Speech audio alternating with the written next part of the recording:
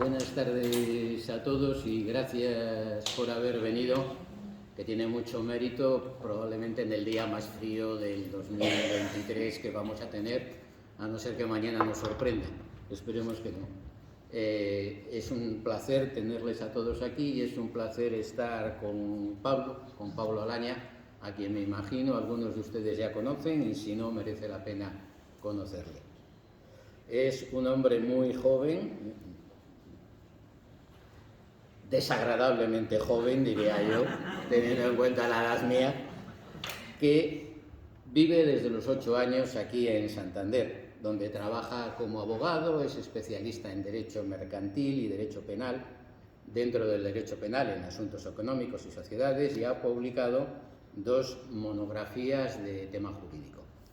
Hasta aquí, pues, todo normal en un joven abogado, pero es que al parecer dedica gran parte de su tiempo a escribir, cosa que antes era más normal que ahora. Hace 100 años casi todos los abogados escribían, ahora ya no tienen tiempo, se dedican casi siempre todo el tiempo a trabajar. Y con su primera novela, con esta Sospecha Eterna que tienen ustedes aquí, ganó el premio Valencia Nova de escritura en castellano, un premio que se falló en 2022. Bueno, el número de autores que ganan un premio en su primera novela es muy escaso. Tengo que decirlo por propia experiencia, porque yo no lo he conseguido, y la verdad es que hay muy poca gente que lo haya conseguido, lo cual nos indica que hay algo en esta novela que ha hecho que el jurado le llame la atención. Si no están ustedes introducidos en el medio, les diré que lo normal es que a un premio se presenten por encima de las 250 novelas. Si nos vamos al planeta, son más de 2000, pero estos premios que estamos teniendo, pues, no sé si llegaste a saber cuántos se habían presentado al tuyo. No he sabido la cifra. No. Pero vamos, ese es el mínimo. Y normalmente el jurado pues, no es capaz de leerse eso, por lo tanto hay equipos de personas que hacen de filtros y hay que pasar diferentes etapas. Y claro, para que esta novela haya llegado al éxito, ha superado todos esos filtros, no un jurado, sino probablemente 3. Después, normalmente la mecánica del jurado suele ser que llegan 8, 9, 10 finalistas y entonces los jurados van eliminando. Hay sucesivas votaciones y se van eliminando al último o a los 2 últimos, hasta que al final se llega a los 2 finalistas y entonces se decide. Es decir, es un proceso que aunque el autor no está presente, es largo, es complejo, es difícil y tiene un enorme mérito haber llegado hasta el final. Y ya llevamos 3 ediciones. Otra cosa que es enormemente complicada hoy en día.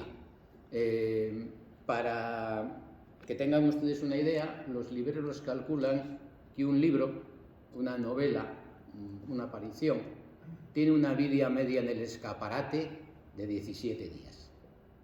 Después ya llegan nuevos títulos y esa novela que antes se veía la portada, ahora va a la estantería y solo se ve el lomo. Y entonces ya solo se vende a quien la va a buscar. Es muy difícil que alguien la descubra viendo solo los lomos entre la colección o de novelas policíacas o históricas o románticas o fantásticas. Por lo tanto, también llegar a una 3ª edición es muy complejo.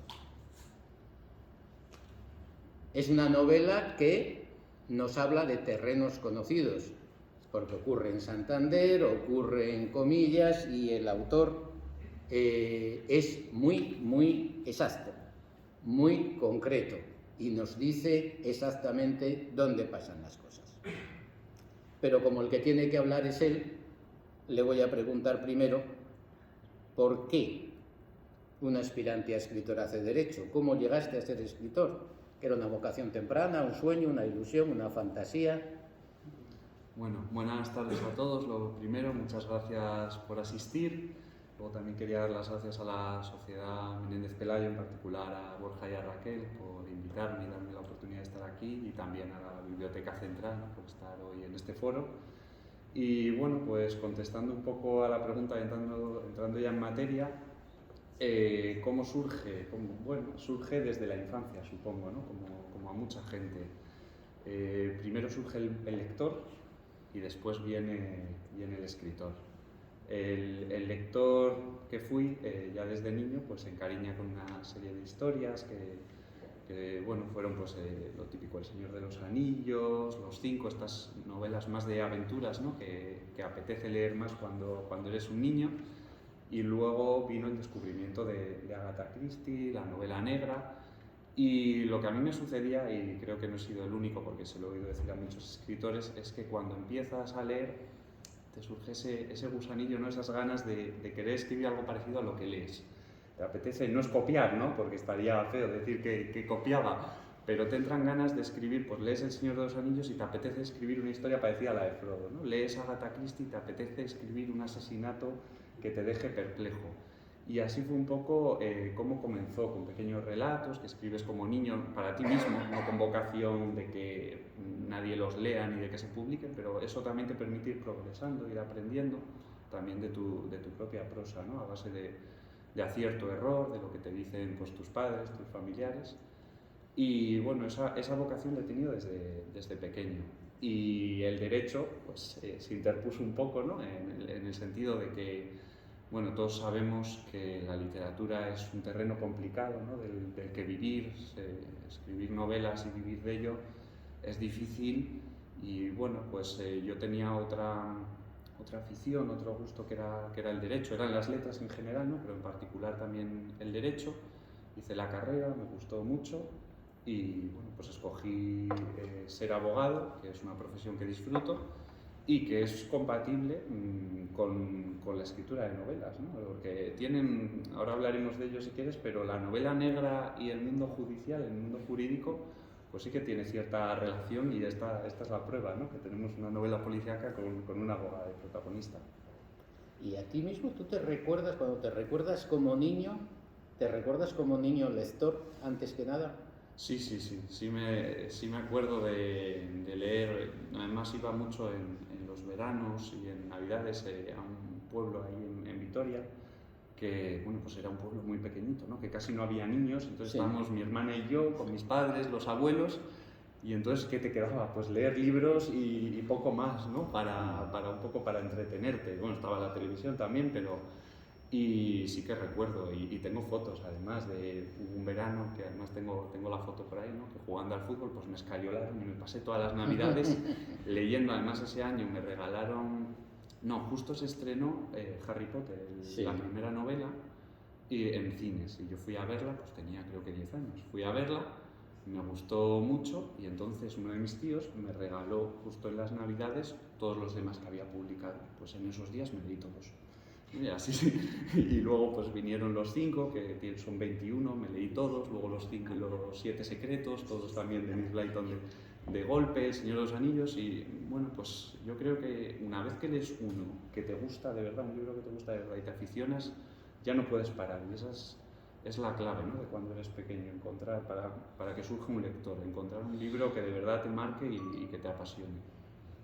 ¿Y la historia cómo empieza? ¿Por qué? ¿Tú ves un personaje por la calle o te cuentan una anécdota o te lo imaginas todo? ¿Qué es lo que motiva que empieces?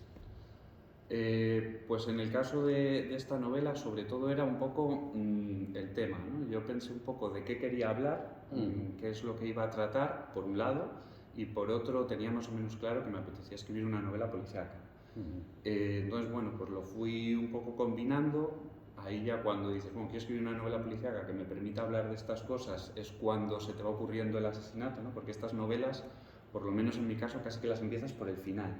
Primero sabes quién muere y quién le mata y por qué y cómo, luego pones las pistas verdaderas y luego ya te vas a las falsas, ¿no?, para enredarlo todo un poco y confundir. Entonces no fue un personaje, no fue algo que oyese, fue, bueno, pues que va surgiendo en relación con un tema. O sea, que tienes el mapa en la cabeza. empiezas a escribir cuando ya lo tienes todo pensado, cuando has analizado todas las posibilidades, o haces borradores.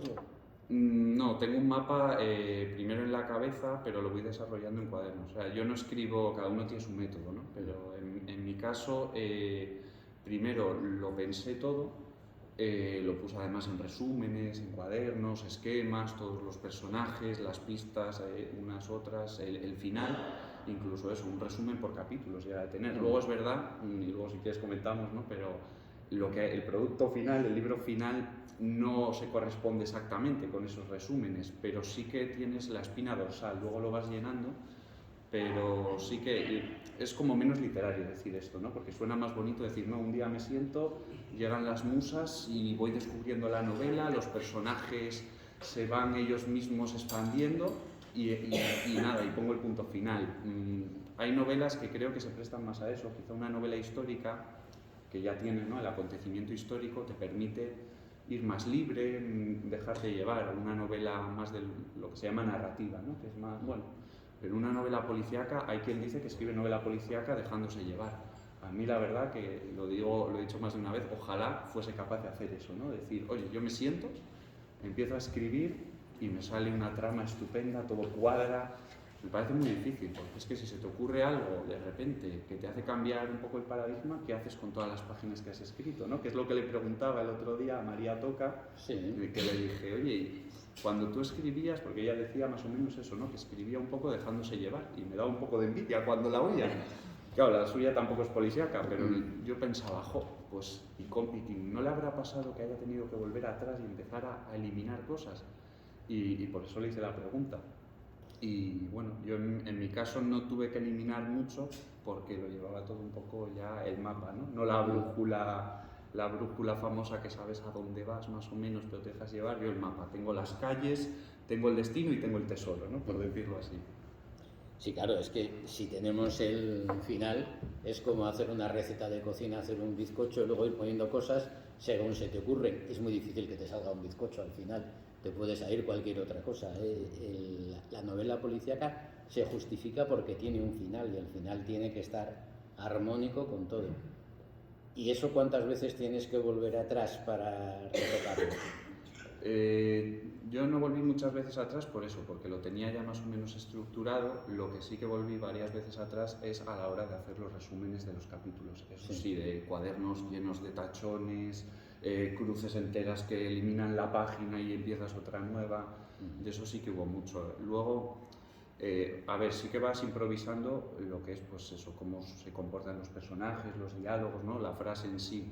Pero lo que es la historia, más o menos estaba controlada. Pero digo eso, que queda poco literario, ¿no? Porque hay quien critica eso, y dice, es que eso no es literatura, parece más ser un transcriptor de la historia que tú ya conoces. Yo no estoy de acuerdo con eso, creo que, de hecho, conocer la historia te permite desarrollar mejor los personajes, porque tú ya sabes cómo son antes de empezar a redactar. Y también te permite, o es mi opinión, que las frases queden mejor escritas, ¿no? Porque la historia ya tienes clara, entonces te puedes recrear un poco en decir, bueno, esta frase la voy a hacer con esta estructura, así, no escribir lo primero que se te pasa por la cabeza. Yo más o menos creo que lo sé por lo que estás diciendo. La mayoría de los escritores han sido lectores de jóvenes y siguen siendo. La mayoría de los autores de novelas policíacas han sido lectores de novelas policíacas. Entonces tú tendrás algún modelo, me imagino. Sí, bueno, modelo, o sea, en el sentido de gente que te ha gustado, ¿no? Que has leído la novela, porque yo de lo que he leído no diría que hay una novela que se parezca a esta, ¿no? Porque es un poco rara en el sentido que la protagonista es una abogada, bueno, tiene sus peculiaridades. Pero hombre, sí que tienes referentes o gente que te ha marcado, y ya he hablado, ¿no? De Agatha Christie, que es la primera novela policíaca que yo leí, Muerte en el Nilo, que además hace poco se ha hecho una película, ¿no? Entonces es como más conocida últimamente.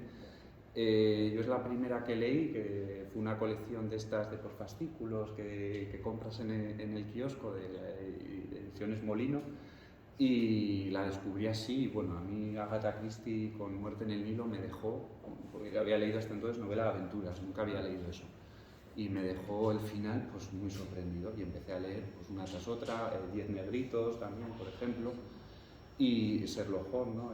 Conan Doyle, Y esos son un poco, digamos, los primeros referentes de la novela de misterio, que yo creo que es lo que caracteriza esta novela, ¿no? Porque esa distinción de negra a misterio, no negra más como bajos fondos, crítica social, esta es más de misterio, de que hay un enigma, hay que resolverlo, aunque también hay un trasfondo que luego podemos hablar de él.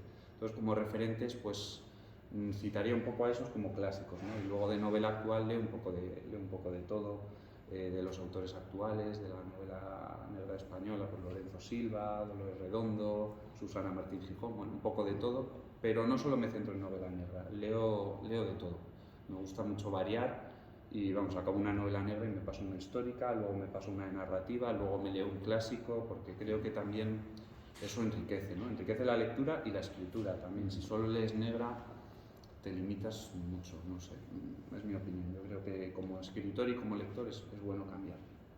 ¿Hay alguna que te digas, esta me hubiera gustado escribir, esta es la novela que perfecta, la que más me ha llamado la atención?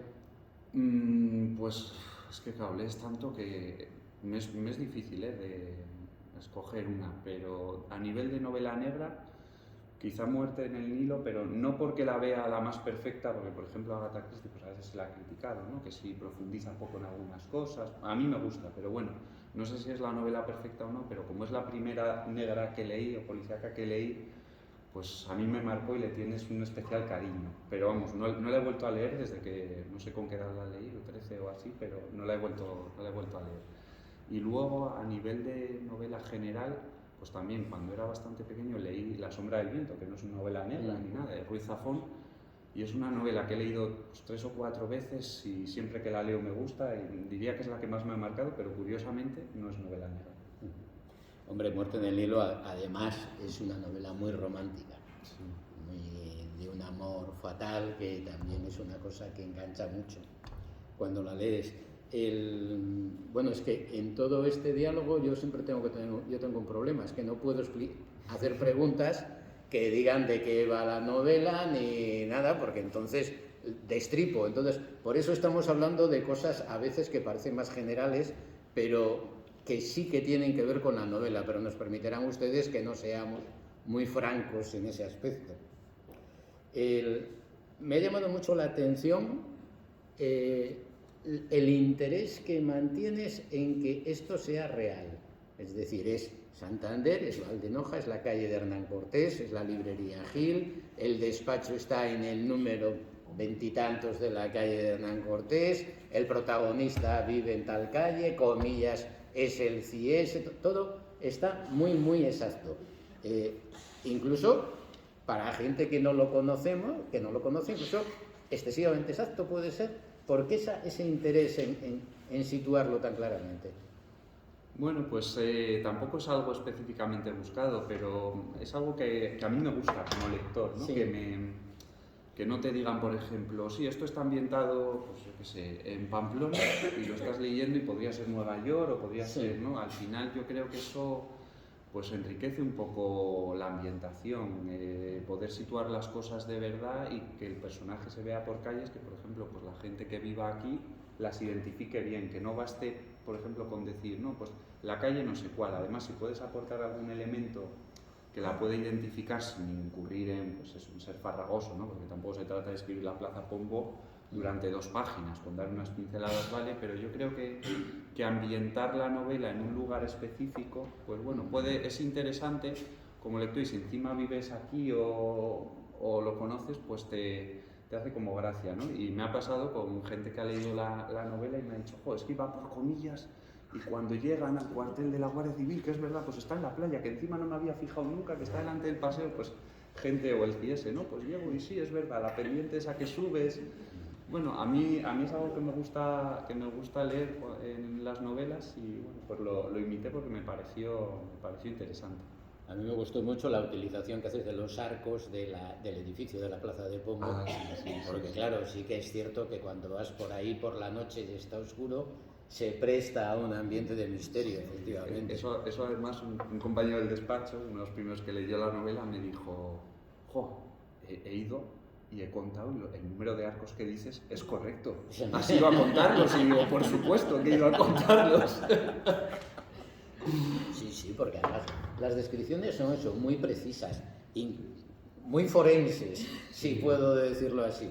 Una total precisión y una costumbre de que la cosa sea llamativa. Sí, lo único que sí que me he inventado un poco, que además, pues eso, pues mira, me trajo un poco de cabeza porque no sabía si hacerlo o no, pero también es la vergüenza de la primera novela, ¿no? Que tú dices, qué vergüenza ir diciendo que soy escritor cuando no he escrito nada, ¿no? Sí. Y me pasó, por ejemplo, en Comillas, que aparece el cuartel de la Guardia Civil, y pasé varias veces por delante, estuve ahí en esa puerta delante y digo, entro y digo que voy a ambientar aquí una novela si me dejan ver todo o no. Y yo decía, bueno, es que el de la Guardia Civil que me vea va a decir, este chico...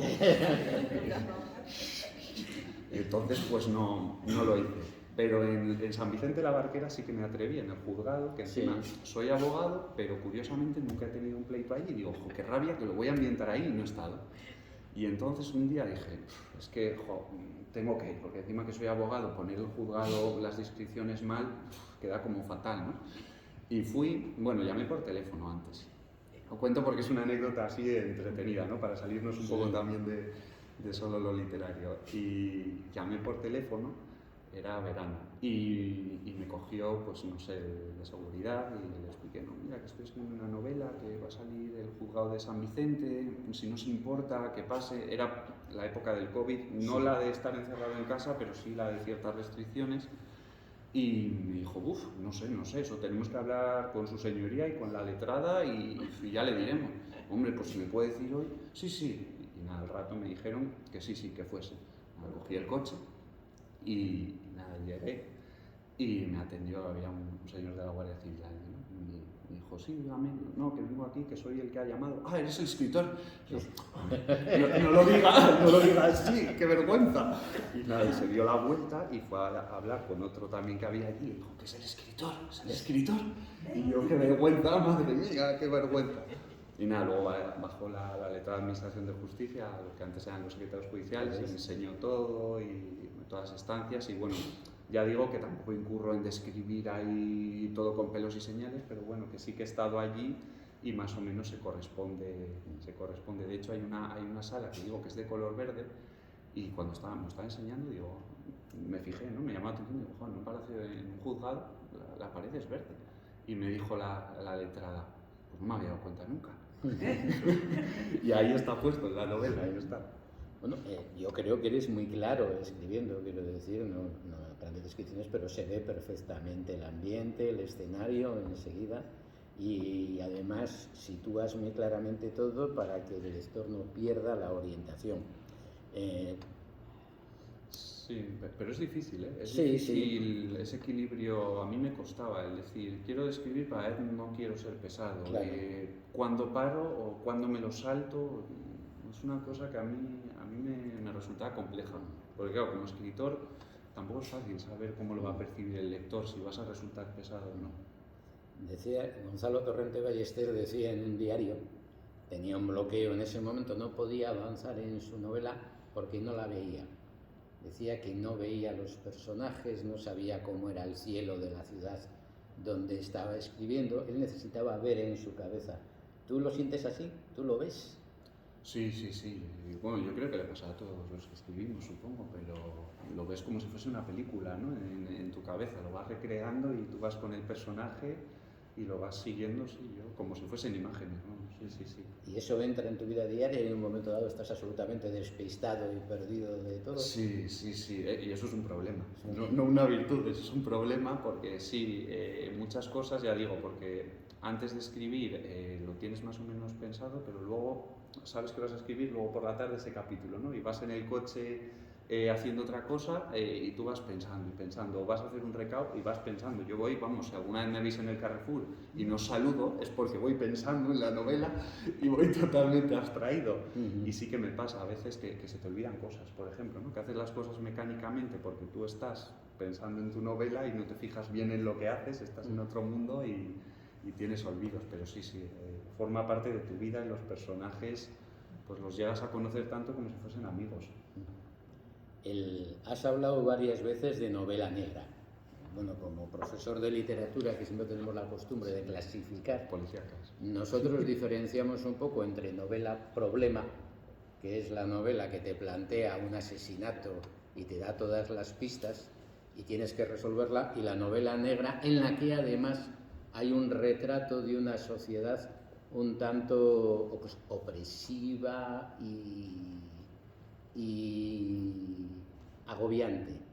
Yo creo que tu novela es problema y es negra, y que te preocupa mucho el tema de la inocencia y cómo el ambiente o la sociedad dicta veredictos de culpabilidad sin juicio, cómo eso puede afectar la vida de una persona. Creo que a lo largo de la novela se nota mucho esa preocupación por un ambiente que oprime.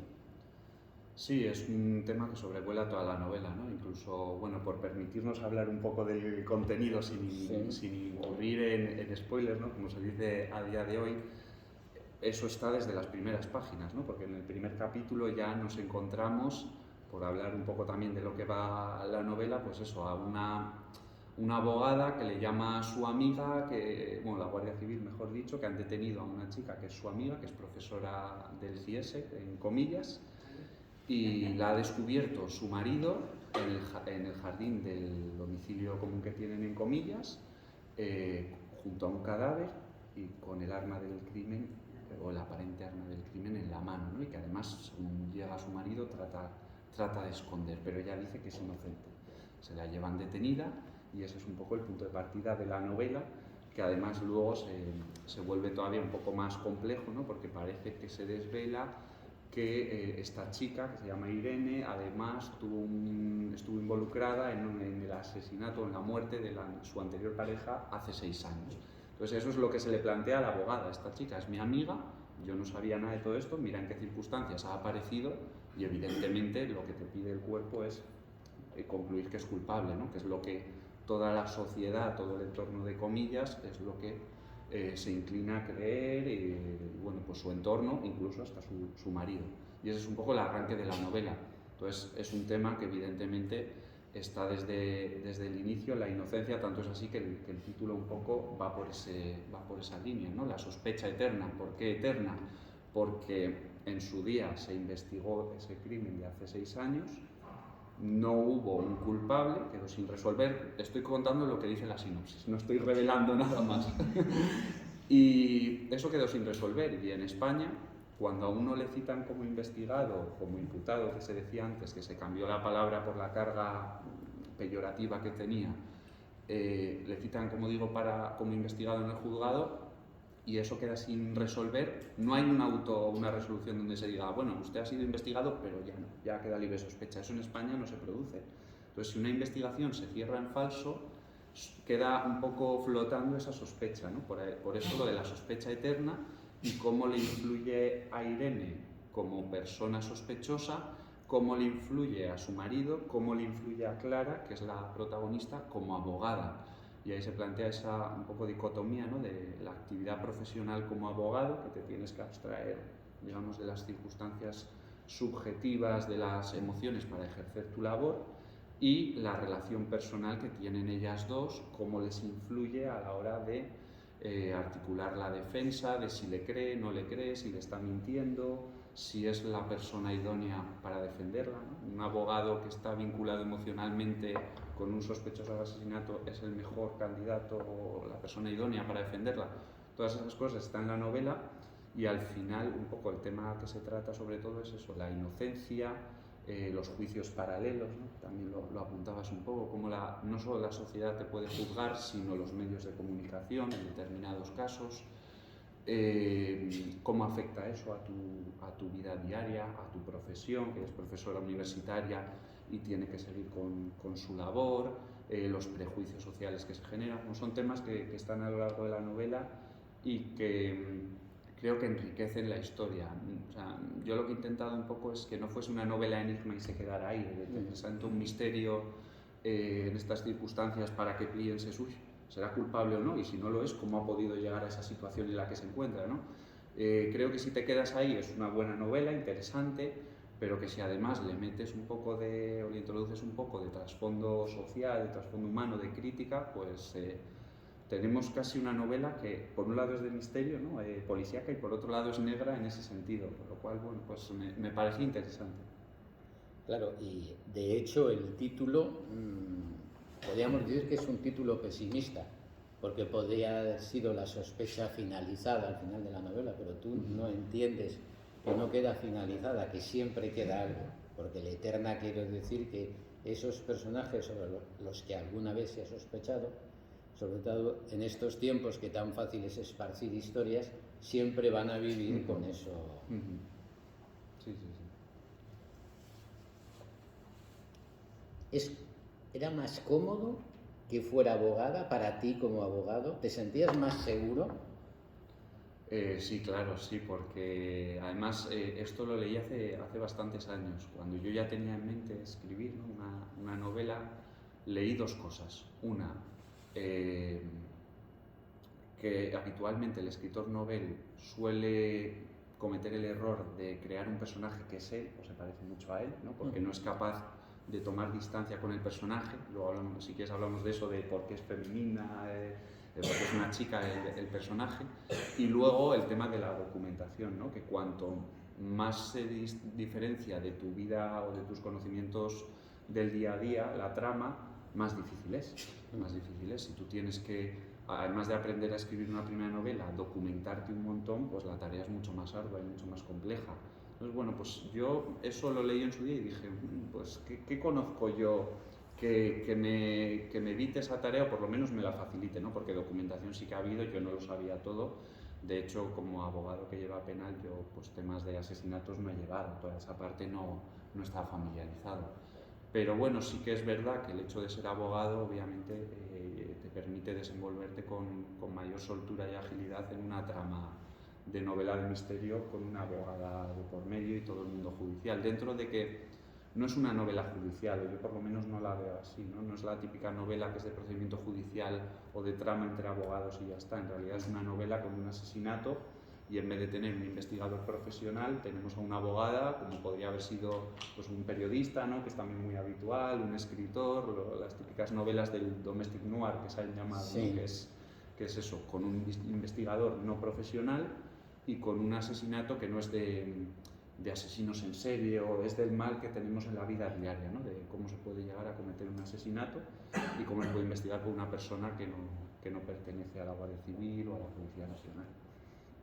Entonces, bueno, pues evidentemente la tarea algo sí que me la facilitó y además me pareció, ya lo he dicho antes, me pareció interesante, ¿no? Ese punto de vista un poco novedoso, porque sí que es verdad que hay novelas protagonizadas por abogados, vamos, sin ir muy lejos las de John Grisham, por ejemplo, ¿no? Que son conocidas, pero aquí es un poco diferente porque es novela policíaca con una abogada. Y me pareció, se me ocurrió la idea y me pareció pues algo un poco innovador y que podía aportar una perspectiva diferente. Bueno, ya habrán visto que he sido muy prudente, yo no he contado nada de la novela, se lo he dejado a él, que sabe hasta dónde puede contar. Pero yo sí que creo que hay un personaje que se parece mucho a ti. Pues no lo sé, tú dirás.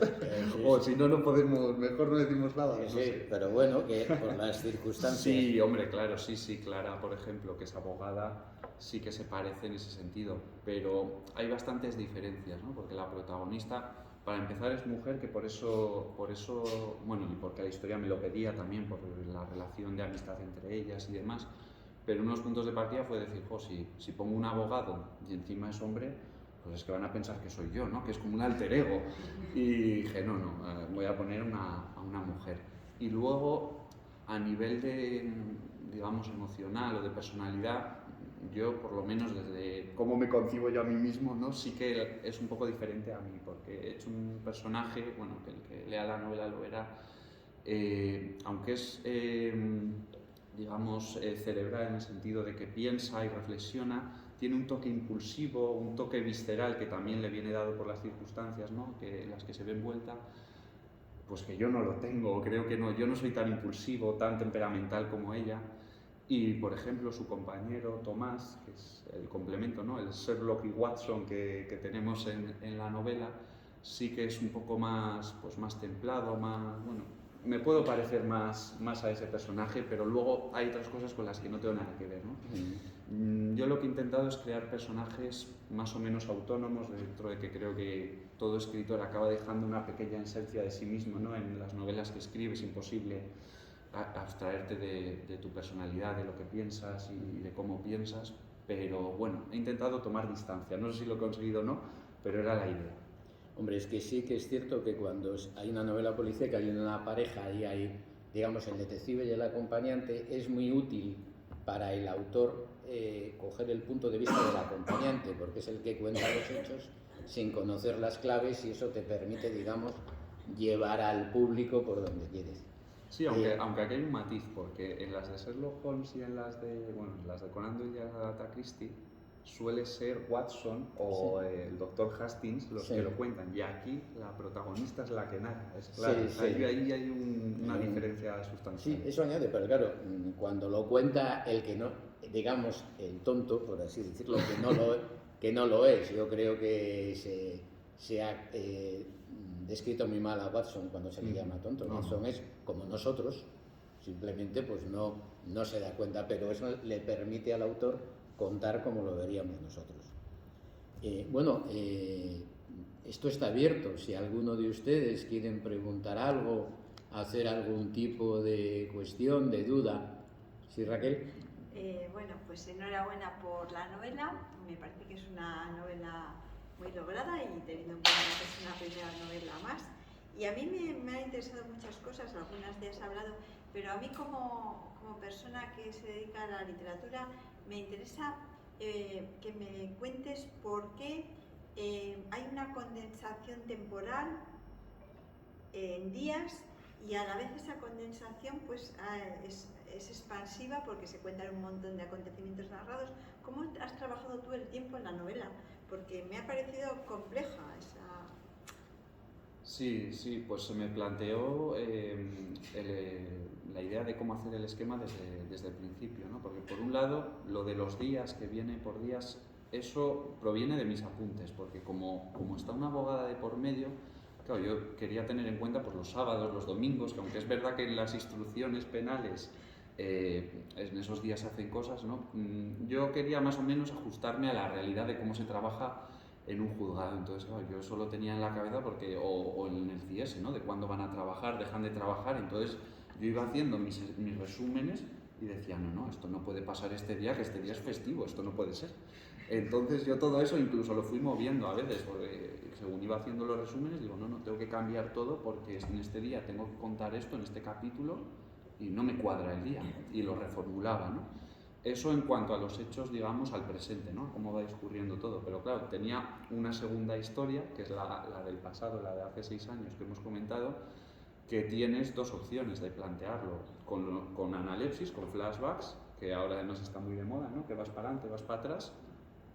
O introduciéndolo a base de interrogatorios, de que se van reuniendo con gente. Y me pareció más interesante este segundo método, aunque es verdad que últimamente está más de moda el de ir y venir. Me pareció que la trama se prestaba más, porque al final la protagonista, como va investigando y va defendiendo ella, pues eso de ir reuniéndose, ir obteniendo pruebas, ir obteniendo información, creí que iba a ser capaz de, a base de ir haciendo interrogatorios, reuniones, reconstruyendo el pasado sin necesidad de tener que volver a él a través de flashbacks, ¿no? Es algo que creo que tienes que tener pensado antes de empezar a escribir, porque si no se te viene abajo toda la novela. Y yo, bueno, tomé esa determinación y llegué con ella hasta prácticamente el final, ¿no? Porque están, digamos, hablando del asesinato presente y del pasado continuamente toda la novela, en una misma conversación con un personaje, hablan de los dos temas, y la dificultad era un poco que el lector no se pierda, ¿no? Porque al final, claro, tienes como dos historias paralelas y si hablas de una de otra te puedes acabar liando. Y bueno, por eso pensaba bastante lo que decía en cada diálogo, en cada párrafo, para no incurrir ni en errores tampoco, porque a veces manejas tantas fechas y tantas cosas que hasta te confundes. Sí, de hecho, cuando hablabas antes de tu forma de escribir, te obliga a eso, a tener siempre todo presente en la trama, en la construcción de la trama, que es muy complejo.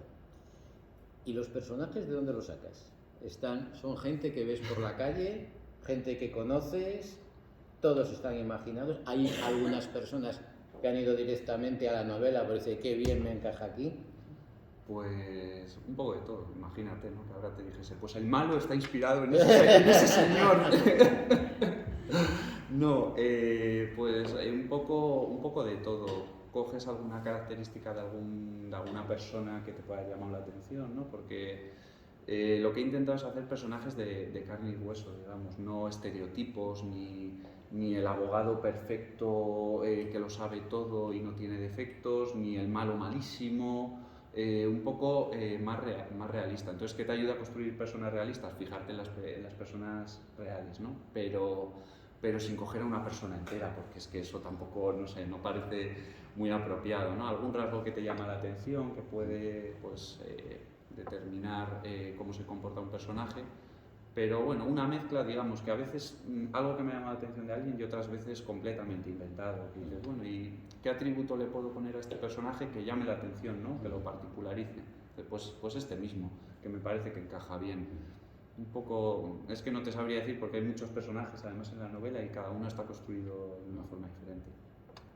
Claro, bueno, la tentación de poner un personaje conocido como malo lo hizo Humberto B. con El nombre de la rosa, que le caía muy mal Jorge Luis Borges y le puso de asesino. Le llamó Jorge de Burgos, pero vamos, es evidente, Jorge Luis Borges enseguida le reconocía. Tú vives siempre como autor, un autor de novela policíaca tiene una doble personalidad. Por un lado, tú tienes que ser honesto y dar todas las claves. Tienes que ofrecerle al público la posibilidad de adivinar quién es el asesino. De hecho, unos novelistas norteamericanos que firmaban con el seudónimo de Larry Quinn siempre paraban la narración y ponían un capitulito que era desafío al lector. Entonces decían que ya habían dado todas las claves para descubrir el asesinato e invitaban al lector, si querían, a volver atrás, volverlo a leer para ver si lo adivinaba.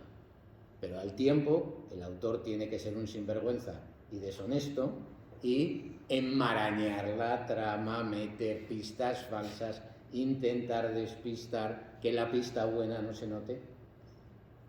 Y entonces, ¿qué es más satisfactorio? ¿Ser honesto o ser un sinvergüenza?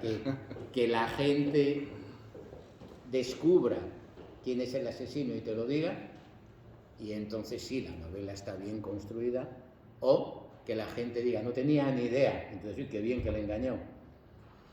Pues, a ver, yo lo tengo claro, ¿no? Lo que más me gusta es que me digan, uy, no lo he visto venir, qué sorpresón, cómo está construido el final, cómo hilas todas las piezas que has ido dejando, ¿no? Cómo lo encadenas todo. Eso es lo más satisfactorio porque dices, no me han pillado, pero claro, tiene un riesgo, que es que si no es creíble, decepcionas al lector, ¿no? Puede haber quien se lo tome mal, que diga, jo, me he estado 350 páginas leyendo todo esto y resulta que ahora ha venido un final que no es creíble, que este autor lo trae de la nada y que es imposible. Claro, el peligro es grande pues, en las novelas policíacas, porque como te pase eso, puede estar muy bien escrita y ser estupenda la recreación de ambientes y los personajes que te van a hacer una crítica feroz, ¿no? Porque al final el lector se siente estafado, tienes que establecer ese pacto con el lector, ¿no? Tú cuando abres una novela policíaca generalmente está implícito ese pacto de, oye, me vas a dejar unas pistas que me permitan adivinar quién es el asesino, me lo vas a intentar ocultar, pero tiene que ser posible y sobre todo tiene que ser creíble. No puede ser lo de pues, lo que llamaban en la antigüedad el deus ex machina, ¿no? De, oye, que aparece aquí alguien y resulta que es el asesino y no sabemos ni cómo. Entonces, a mí lo que me gusta es que me digan, me ha sorprendido, pero he tenido la sensación de, ¿cómo no me he dado cuenta? Si estaba ahí, lo tenía delante y se me ha pasado. Entonces, por eso también, pues hace cosa de unos meses, una chica me escribió un mensaje, ¿no? una lectora, y me dijo, me ha gustado mucho, acerté quién era el asesino, lo intuí, he disfrutado de la novela a pesar de eso, porque no sabía bien cómo iba a ser el desenlace, pero, ya lo siento decirte esto, ¿no? De que que para mí ha sido previsible. Le dije, no te preocupes, casi que te lo agradezco, porque esto demuestra que hay un montón de gente que me ha dicho que no le ha sido posible, y hay alguien, en este caso ya es más de una persona, que me ha dicho que ya lo intuía, ¿no? Obviamente el 100% es muy difícil, pero que ya iba en la línea indicada, y dije, pues me viene muy bien que me digas esto, porque esto significa que yo no he engañado al lector en el sentido de estafarle.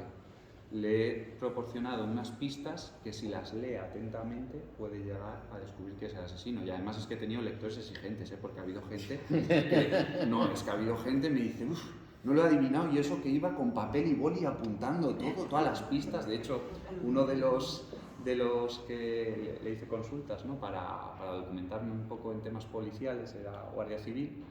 Y nada, luego leyó la novela, él no sabía, él me fue contestando preguntas en su día, pero luego cuando le pasé la novela no sabía quién era el responsable de los asesinatos, ¿no? Y entonces al final me dijo eso, me dice, lo iba apuntando todo y se me ha escapado. Digo, ojo, pues un guardia civil que lo va anotando todo, que se dedica a temas de estos y no lo adivina, esto está bien hecho, esto me confirma que está bien hecho. Así que bueno, las dos cosas me gustan. Lo que, claro, el miedo que tenía yo, y le tenía pánico cuando la novela salió al mercado, es que la gente me dijera que era previsible, ¿no? Eso, que todo el mundo te diga, pues qué fácil, si esto se ve venir desde el principio. Eso sí que me preocupaba, y un montón, porque digo, ojo, con todo el esfuerzo que le he puesto a la novela, toda la ilusión, como me digan eso desde el principio. Y bueno, pues por suerte no ha sido así, ¿no? O sea, claro, pero a lo mejor te pasa que tú lo lees y te parece que las pistas son evidentísimas, ¿no? Eso me como sabes cuáles son. Eso me pasaba a mí. Eso ha sido un poco... He pasado algún mal rato, de decir, es que esto...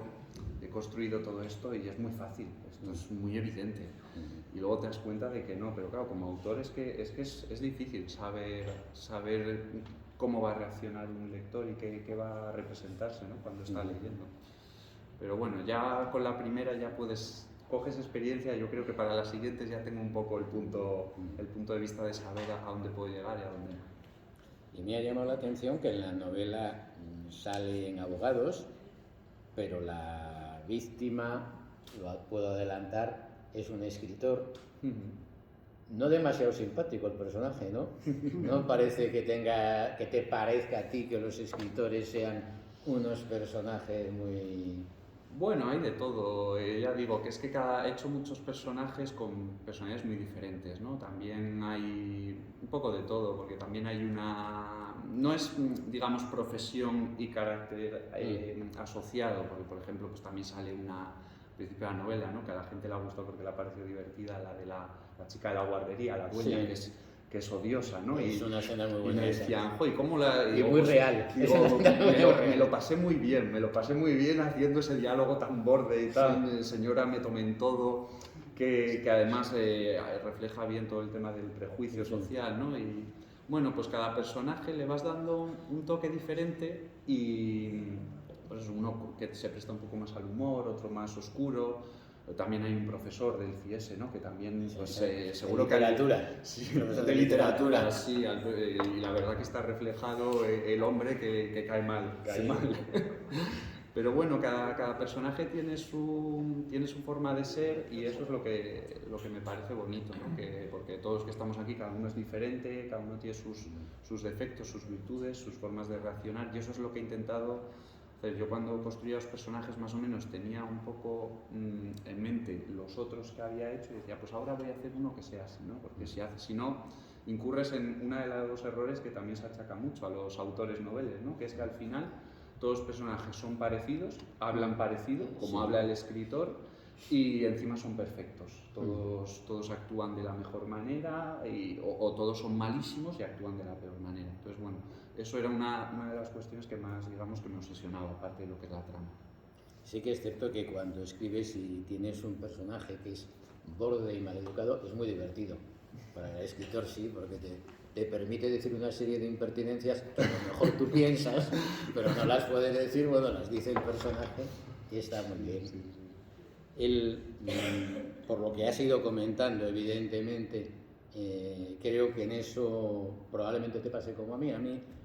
Hay se han puesto de moda unas novelas policíacas de locos asesinos que a mí la verdad es que me parecen muy malas, porque como el loco es un loco, pues no hace falta ninguna razón, ni ningún método, va matando gente como sea. Ya cuando leí La princesa de hielo de Camila Lagerlöf y me encontré con que en un pueblo de 75 habitantes hay 2 asesinos múltiples que no se conocen y cada uno ha matado a 50 personas, me pareció ya un poco exagerado. No sé si la sociedad de Suecia será así, espero que no.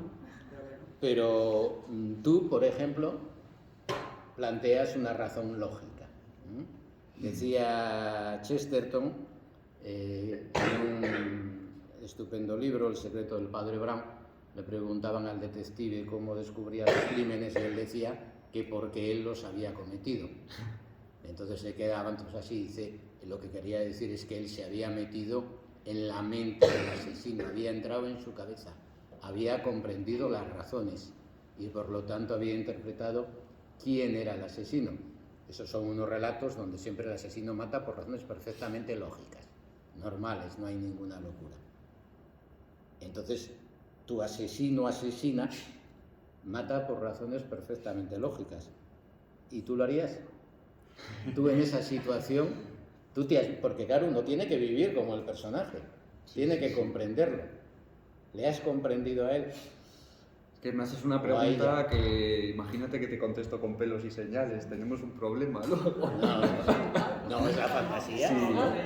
Sí, no, pero sí, no, era broma, pero sí que es verdad que te tienes que meter un poco en la mente del asesino, ¿no? Salvo que es verdad que, claro, que si haces un psicópata o algo así, pues me imagino que como no lo he hecho, no lo sé, ¿no? Pero me imagino que será difícil meterse en la mente del asesino, pero para un crimen, digamos, de domestic noir, más de que puede darse en la sociedad, yo es lo que he intentado, un poco pensar en el móvil y que sea creíble y razonable, ¿no? Porque si al final planteas una persona que de repente mata y no hay un motivo que al lector le pueda parecer más o menos razonable, también nos pasa un poco como lo de engañar al lector con las pistas, ¿no? Sí. Al final, si de repente toda la novela va avanzando y llega un móvil que no tiene demasiada consistencia, ¿no? Que dices, no me pega esto con cómo se ha desarrollado la novela, con el tipo de personaje, pues te pasa un poco lo mismo, que decepcionas al lector, ¿no? Se supone que tiene que haber más o menos una ligazón entre el final y el desarrollo de la historia, tiene que haber una cohesión. Y creo que solo se puede conseguir si como escritor te metes un poco igual que te metes en el protagonista para sus reacciones, te tienes que meter en la mente del asesino para que todo cuadre y encaje. Entonces sí que entiendo lo que dices de la cita, porque más o menos es el proceso que he seguido yo. Claro, cuando lees, volviendo a lo que hablábamos al principio, Muerte en el Nilo, que es una novela de Poirot que investiga un asesinato en un universo cerrado con un número de personajes, todos los personajes tienen una razón para matarlo. Y cuando llegas al final de Muerte en el Nilo te das cuenta de que no te habías dado cuenta de la auténtica razón que estaba siempre delante de tus narices. Yo creo que eso es lo que se ha intentado y lo que se ha conseguido. Hay muchos personajes que tienen razones para matar al personaje que se mata, incluso personajes que puedes suponer que están más allá, que no lo sacas directamente, pero te refieres a ello y sin embargo el final es muy sorprendente. Yo creo que en ese sentido la novela está muy bien construida, es muy ágil, muy fácil de leer, muy entretenida. Yo lamento mucho no poder preguntarle cosas del contenido que me interesan mucho, pero se lo preguntaré luego. Les animo a ustedes a leerla. Y si alguien más quiere intervenir, será un placer. Sandra. Bueno, primero, evidentemente, enhorabuena. Yo he sido alumna de la CS, así que creo que voy a leerla seguro. Y me gustaría que profundizaras un poco en el tema de la protagonista femenina, porque, bueno, has dicho que era un poco para alejarte. Y el hecho de que si en la novela tú tratas pues, prejuicios sociales, la crítica social y todo eso, si eso también tiene que ver con que sea el personaje femenino, estereotipos de género y todo esto. Sí, suelo decir que había 3 motivos, ¿no? Para poner un personaje femenino como protagonista. Uno es distanciarme del personaje, porque al final lo que más te puede distanciar de un personaje para empezar es el sexo, ¿no? Luego, la historia en sí, que al final, bueno, pues tienes a una sospechosa de un asesinato, que, bueno, tampoco quiero entrar mucho en la trama, ¿no? Pero esa relación de amistad que tienen ellas me encajaba mejor desde el punto de vista de una mujer. Y luego, además, hay una tercera, que es que, vamos, debería ser algo normal, ¿no? Pero es verdad que históricamente las novelas de misterio han venido protagonizadas, generalmente, estoy generalizando mucho porque hay de todo, pero hombres investigadores y muchas veces mujeres muertas. Y bueno, yo quería también pues poner a un personaje femenino como protagonista, en este caso pues abogada, y darle un cambio, ¿no? A esa tendencia, aunque es verdad que no hago nada nuevo, que hay muchas novelas actuales de novela de misterio y novela negra que también están protagonizadas por mujeres, ¿no? Dolores Redondo, la detective, la policía, vamos, Amaya Salazar, María Oruña, también aquí con su personaje, su teniente de la Guardia Civil Valentina Redondo, bueno, que hay bastantes personajes femeninos protagonistas y a mí me parecía interesante que desde el punto de vista además de una abogada que es diferente. No sé si te he contestado. Sí. A mí me gustaría preguntarte, ¿cómo se hace para que la novela tenga un ritmo tan rápido? O sea, ¿qué hace un escritor para conseguir que la novela tenga un ritmo tan rápido y atrapar al lector?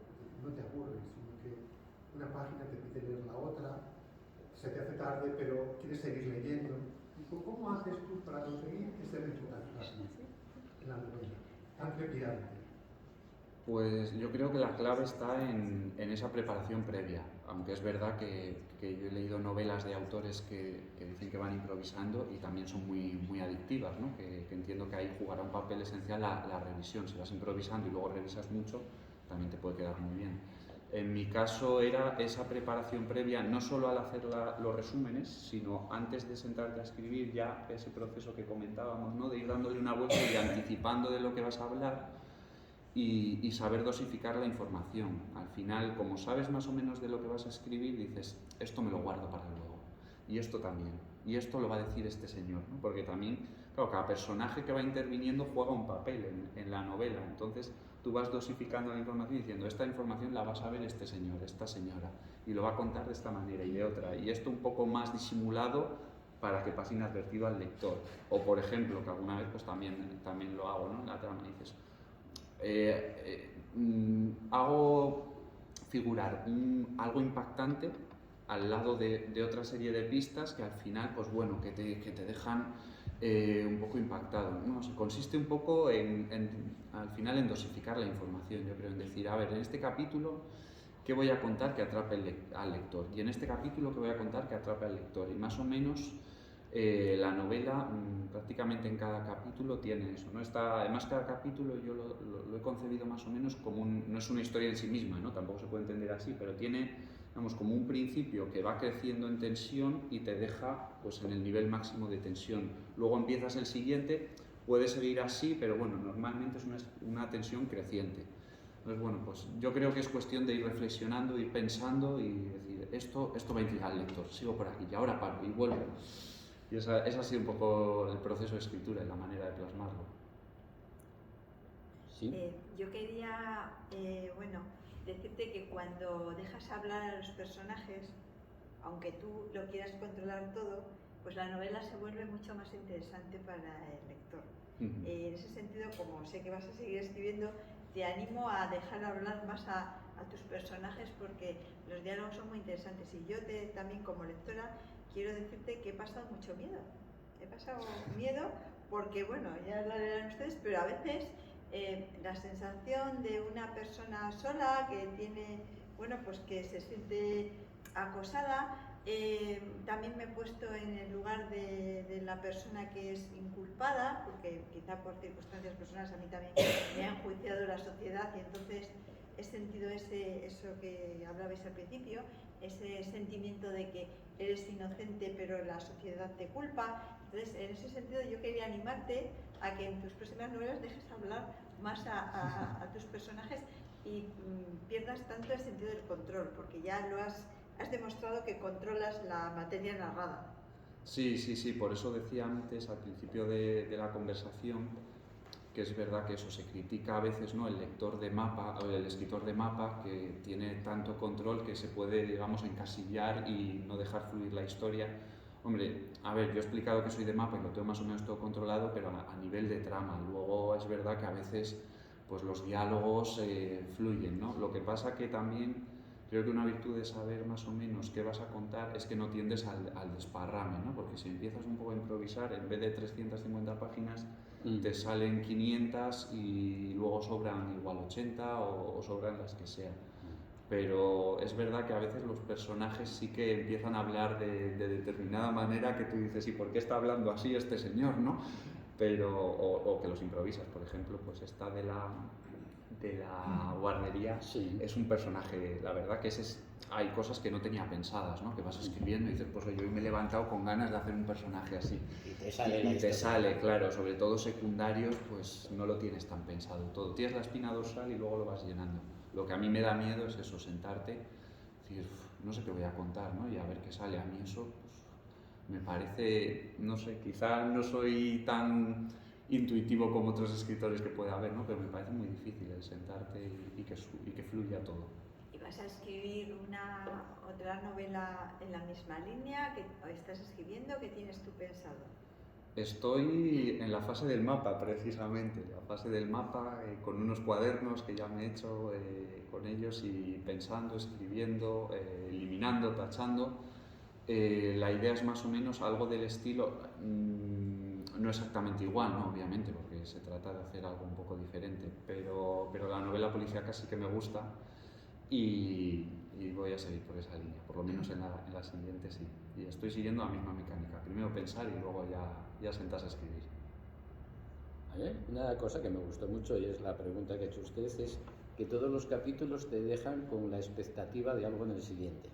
Eso es más difícil en los primeros porque hay que contar la base de la historia, pero sí que a partir de entonces cada capítulo te anuncias que va a pasar algo en el siguiente, eso te lleva así a leerlo y eso funciona muy bien. Eso, bueno, es que es una forma de escribir. Decía Pío Baroja que el lector, y eso lo decía en 1920, o sea que el lector moderno es más impaciente y que no se lee una novela, sino que se lee un capítulo y luego cambia. Por eso cada capítulo sí que es cierto que tiene que ser una unidad bien concebida y desarrollada y que crea una expectativa. Eso sí que funciona muy bien en la novela. Y estoy de acuerdo con Raquel que el diálogo te sale muy bien.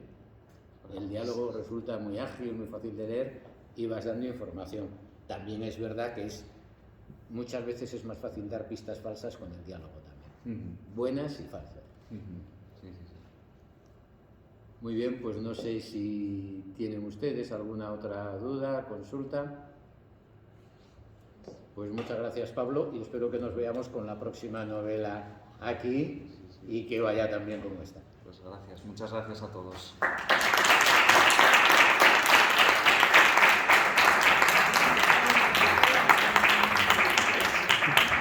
Como lo he dicho, bueno, si alguien quiere, he traído marcapaginas.